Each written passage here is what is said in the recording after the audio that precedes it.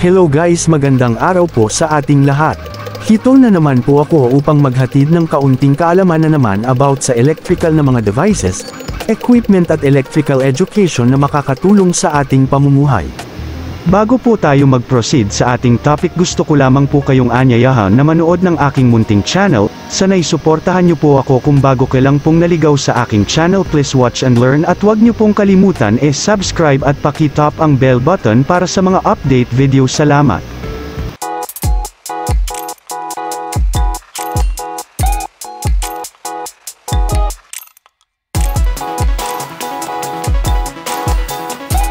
For today's video, magto-troubleshoot po ako ngayon ng isang booster pump. Ito po yung water pump na nagbibigay pressure sa tubig para lumakas ang tulo ng mga gripo o anumang sistema ng tubig na dinadaloyan nito. Ang problema po nito ay hindi normal ang pag-andar ng motor, nag-jog kapag ito'y umaandar na po.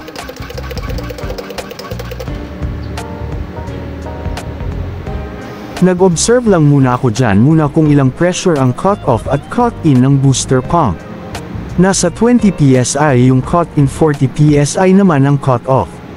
Mga ka-electricista, pa-comment naman sa baba kung naka-experience na ba kayo ng problema katulad nito.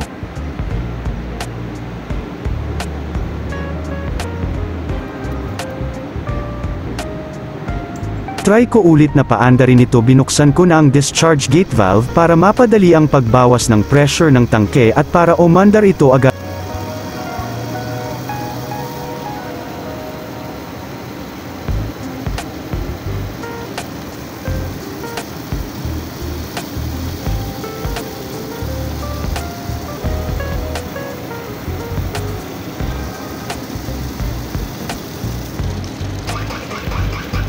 As you can see, nang umandar po ang booster pump, nag-jog pa rin ito at sinara ko ang gate valve pagka-andar ng pump at observe ako sa pressure gauge, umaandar naman siya at kumakarga ng tubig. Ang problema lang po ay nag-jog at minsan pa ay mag-trip ang overload relay niya.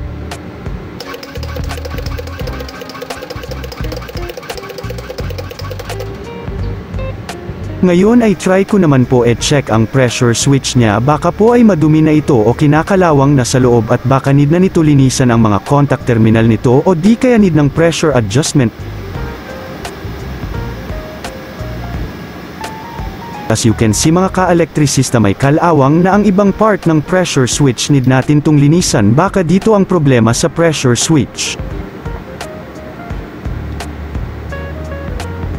Bago ko linisan ang pressure switch, ni-check ko muna tong magnetic contactor kanina gamit ang multimeter. Hindi ko na nakuhaan ng video po kasi wala tagahawak ng camera. Siguro po next video ko na i-upload kung paano mag-test ng magnetic contactor gamit ang multimeter. Ni-check ko ang bawat terminal ng contactor, okay naman po, at overload relay ay okay din po.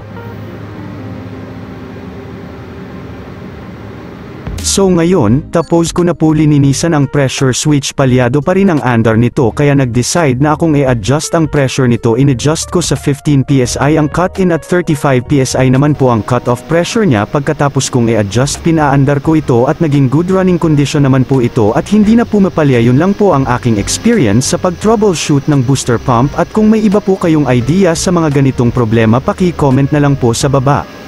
Hanggang dito na lang po ang aking video at sana'y may natutunan po kayo sa panunood. At please wag niyong kalimutan mag-subscribe sa aking channel at paki-click ng notification bell para sa mga new upload videos. Maraming salamat po at God bless.